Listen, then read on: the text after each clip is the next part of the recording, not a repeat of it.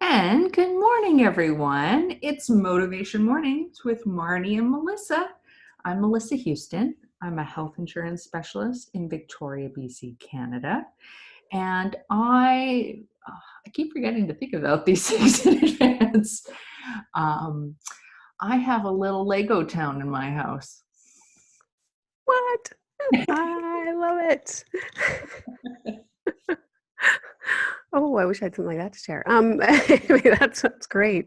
So good morning, everybody. Thanks for being here or listening to the replay. My name is Marnie Dangerfield, and I'm a wellness coach and advocate, also here in Victoria, BC, Canada. And I'm a work in progress. That's my share today on this journey with you all, and doing the best I can step by step. Oh, that's nice. I think we're all works in progress, but it's good to acknowledge that. Yeah. This morning, we are watching a drone flight that was recorded in Sierra Nevada in Chile.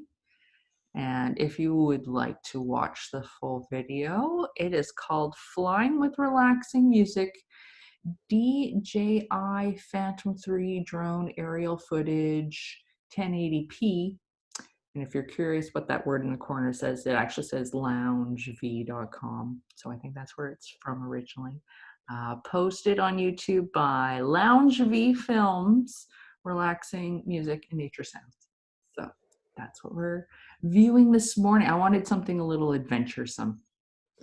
It's so beautiful too. Could just stare at this. I don't know how you find these, but I so appreciate that you do. Well, my pleasure. Mhm. So today I'll just quickly go over kind of the layout of what we're going to be talking about, and then we'll get to it. So we're both Melissa and I will share what's inspiring us today, and if you're comfortable sharing in the chat what's inspiring you, we'll invite you to do that. And then I'm going to share a wellness tip, and then Melissa's going to share ways to get in touch with us, and finish off with a motivational quote to start your morning. Oh, yeah, and our values, which we're going to do next. Yes. Forgot about that. So our value statement. Today we gather in the spirit of possibility, in support of community, to encourage holistic well-being, to empower our authentic selves, to share appreciation, to express compassion, and to enjoy this gift of life. Yeah, very much so. So I am, in case anyone on our live webcast this morning feels like chatting with us, I'm just going to type a little good morning in the box because not everyone can find the chat box very easily on Zoom. So that should make it a little bit easier for you. Please feel free to share what is motivating or inspiring you this morning. And if you want to kick us off with your daily inspiration, Marnie? Sounds good. So I know I've alluded to this book before. Good morning, Rose. But it's just what's inspiring me, and I'm going to give it a bit of a different twist. So what's inspiring me this morning is this book called The Nature Fix by Florence Williams.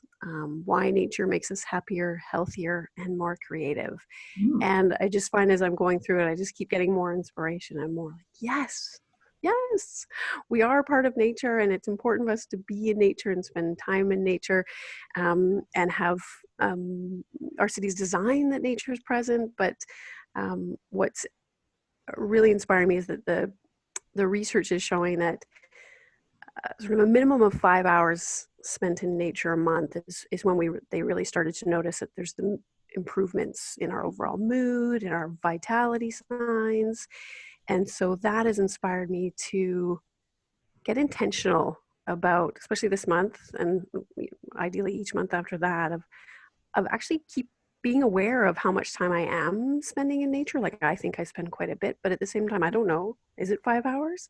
So setting the intention for this month, and I'm not sure if any of you want to try this, but of getting curious about how much time do you actually spend walking in nature or sitting or taking it in, or so that's yeah, I don't think I've ever really intentionally tracked it before, and so I thought I'm going to try that this month. So that's my inspiration today.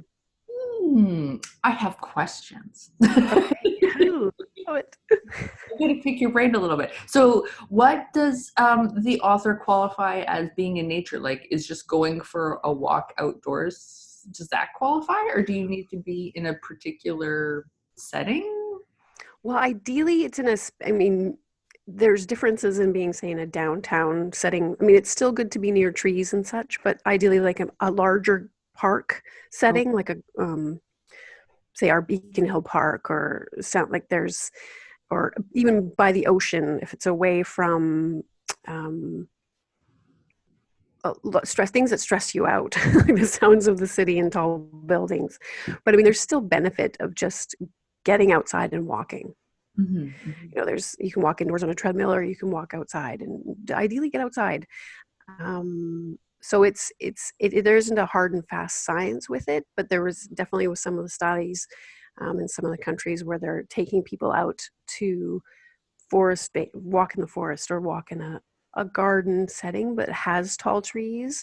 mhm, Um, it definitely, there's a noticeable, it sort of just starts to bring down the stress levels. I mean, mhm, obviously if there's a bear around that changes, but in most places nearby. But yeah, even just a small green space in your city is mhm. still a good, yeah, Hmm. and it can be sitting on a park bench and listening to the birds and just connecting, or looking at the sky and taking in the clouds, and yeah. That's interesting because I feel like the people who probably just get to experience nature the least unless they go out of their way are people who live in larger cities. Hmm. And yeah, I'd be curious to know if the author had any suggestions for ways to integrate that into your life a little bit easier if it's not something like if you live near a nice park or something, you could maybe schedule some time before or after you go to work or in the evening. But if you have to go a little bit more out of your way, I'd be curious to know if there's any suggestions for ways to make that a little easier for people. Hmm. Well, and ideally, I mean, this is the thing that gets me sort of a bit worked up too, is looking at how cities are designed. Mhm. And you know, in the past, like with Frederick Law Olmsted, who designed a lot of these big open spaces in cities. The whole point of it was to create this space and a natural setting for people. Even with the city being right there, it's just, you can go in there and reflect and have more creative thoughts and feel better. And so it's, as our cities grow and our populations grow and we're becoming more urban, we're Mhm. definitely more of an urbanized society now all over the world. How are we, as we're developing those, creating these natural spaces within them? Mhm. um, so yeah, that's a bigger topic, I know, but I mean, I know we're fortunate here. We have a lot of green spaces. We have a lot of parks. And so the encouragement would be to get out, enjoy them. And they don't have to be far away. Um, I know certain areas of the world that, yeah, I don't have a quick answer for that. I mean, there's even desert settings counts as well. There's, you know, to me, it's interesting because I'm on the West Coast. I think desert, but there's huge benefits for people. And that's a natural setting. It's just somewhat more foreign to me because I haven't grown up in the desert, but it's, Right. Yeah. yeah. Yeah. All right. Well, thank you, Marnie. That's cool. Oh, our drone just landed. um, so for my daily inspiration today, um, I'm calling upon a Japanese term called wabi sabi. Have you ever heard of it, Marnie? I don't believe I have. Okay. I like it. And I'm just going to read the Wikipedia definition. In traditional Japanese aesthetics, wabi sabi is a worldview centered on the acceptance of transience and imperfection, The aesthetic is sometimes described as one of beauty that is imperfect, impermanent, and incomplete. Um, so what has caused me to relate with this lately, or resonate with me lately, um, is grief. I've encountered. I had my cats pass away in the past few months, and people who don't have pets that have been part of your family for over a decade may not understand, how that feels. But fair enough. But the thing is, everyone experiences change and grief at some point in their lives, and having to let go of things, sometimes unexpectedly. And um, obviously, there's a grieving process, but I feel like part of that you can take from it is some inspiration and motivation to see, even though things are transient and things are changing and you don't have a lot of control over a lot of things in life, um, it just leads to a greater appreciation of those things when you recognize that. um, and so the Japanese term, they often will display that in like flower arrangements, because flowers are beautiful and they're appreciated, but they're also have very limited lifespans, or some of them do. Then like the blooms don't only last a certain amount of time, and so it's really um, just accepting the fact that things are impermanent, and but also appreciating them while we have them. And so that's sort of where my heart is right now, where um, I'm just looking at the things that I'm really grateful for in my life, and the things that I want to do while I'm here in my life. And so I'm just have a grateful heart for what I have and what I will have yet to experience and appreciate going forward, but also with a part of my mind being aware that it is a limited thing, and so we need to appreciate it while it's here. Mm. Oh, that is so beautiful. Thank you for sharing that, Melissa. Mm. And wellness. Yeah, so I was just like, take that in. That was just so beautiful. That was so well said. It's so important, a message, because yes, everything is, yeah. And Yeah, that's, I think, part of why I'm enjoying this gift of life is, yeah, the transience of it all. And, it definitely fits into that part of our yeah, values, and with it, because great. life is a gift. Mm-hmm. Yeah. Your beautiful, grateful heart. I love it. Thank you. Um, so wellness tip this week. I went back and forth on a few things this week. So this is what I settled on for today, and part of it was someone had posted something about celebrate all the time or celebrate every day, and I was like, yes. And I know with my coaching, we start off usually with a celebration, like of something that's gone right the previous week, and it got me thinking about, yeah, what if we did celebrate every day? Hmm. What if created the habit of, and I'm not talking throwing a party every day, but more acknowledging, say what's gone right during the day. Because I don't know about you, but I know a lot of times, we have our to-do lists, our to-be lists, sort of what we're envisioning, and then kind of by the end of the day, we focus, or I can tend to focus on what still needs to get done, what didn't get done. Mhm. Excuse me. I'm just going to clear my throat.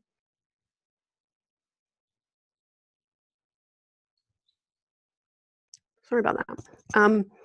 So, and the idea behind this is, well, what if in that, I mean, it's not saying not, still be aware of what still needs to get done, but we kind of already have that habit of, oh, I still need to do this tomorrow, and scheduling it. But what about in that, and it doesn't need to take that long, but reflecting back on the day, what did go right, and celebrating yourself, acknowledging yourself, patting yourself on the back, or going, hey, I did that, and take it in. Mhm. Because I know we can have this long list of things that didn't, that's where the focus goes, and that's what we remember of what didn't go right, or what I said that was wrong. What have we created the habit of? Hey, this went right. I did that. And it could be as simple as, well, actually, I shouldn't say simple, but as good as pausing before speaking, so responding versus reacting. So taking a few moments before, say, being triggered by something, like taking a deep breath, or practicing kindness, or gratitude, or, getting a task done and like going, yes, I did that. As opposed to like, okay, yeah, those are all done, next, and not taking it in. So, and obviously, some of the bigger things, if there's a big accomplishment that you've been working months towards and you get it done, have some sort of celebration ritual or acknowledgement of it that might be a bit bigger, because I can think of things in the past where it's, you get a degree or whatever. It's like, okay, yeah, and what's next?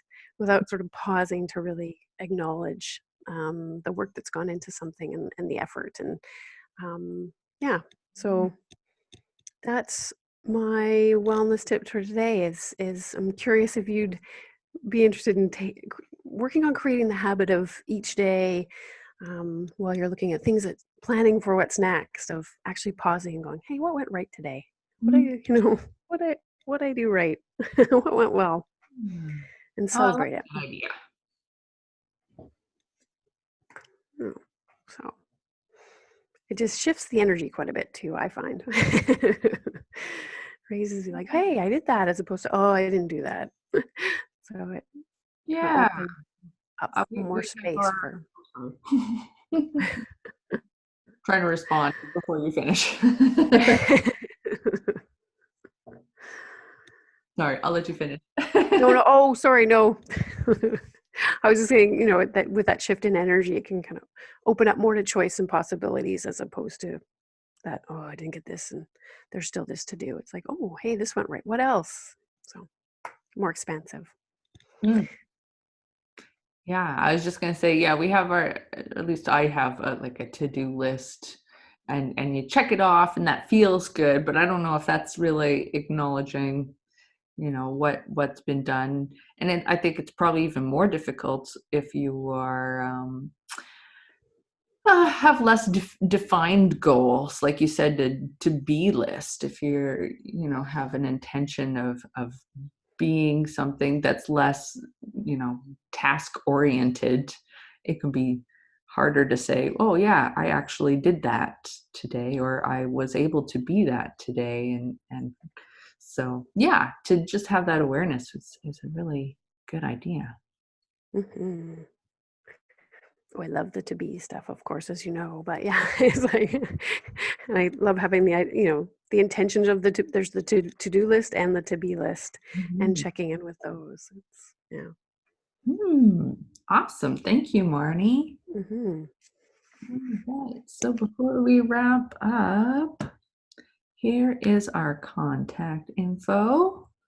Feel free to email us at motivation.mornings@gmail.com with any feedback you might have about our webcast. You can find us on Facebook, MM with MM. That is where we post our recordings, and probably where you found us. But in case that you found us another way, that is where we post our upcoming webcasts, and as well as the recordings of our prior ones, in case you have found us later on and want to go back and see the recordings, which are posted on YouTube. So that's the YouTube link if you wanted to go direct there. I can also email that link to you should you need it. And we're also on Instagram at motivation_mornings_with_MM. And I'm posting our quotes mostly right now, and just reminders for the webcast. But I'm going to try, I keep saying I'm going to try to post more. I'm going to keep saying that until I do. Put the intention out there. Yes, as you know, I have the intention for the Facebook page as well, so we're gonna do this. Awesome. Well, thank you so much, everyone who was able to join us live. And thank you to everyone who will be watching the recording later. We appreciate you spending a little time with us to start your day or at whatever time of day you're watching the recording. Hopefully, you're finding some value in it and some inspiration and motivation. Did you want to add anything, Marnie? Did you want to? Oh, sorry. I'm so excited about your quote. I just always look forward to the quote. You're like, what is it? But yes, thank you to all who are here and listening in the replay. I chose this as our quote today. A little bit, I was kind of motivated for this quote just because we have Remembrance Day coming up this weekend. So the quote is, "I beg you take courage, the brave soul can mend even disaster," by Catherine the Great. And that's just as a little tribute to the brave souls who have fought for all the things that they fought for in the wars, so that people had their freedom. And yeah, so each of us in our own ways can be brave and have courage to improve the world in whatever ways we can. And so that's sort of where my motivation came from. Oh, that's beautiful. Yeah. Yes. Well, thank you so much, everyone, for joining us today. It was a pleasure, Marnie. Always a pleasure. Thank you so much, Melissa. And next week, we'll be back to our normal Wednesday. Yes, we will. Yeah. Looking forward to it. Hopefully you can join us then. Yes. Bye, Great. everybody. Have a great day, everyone. Thanks so much.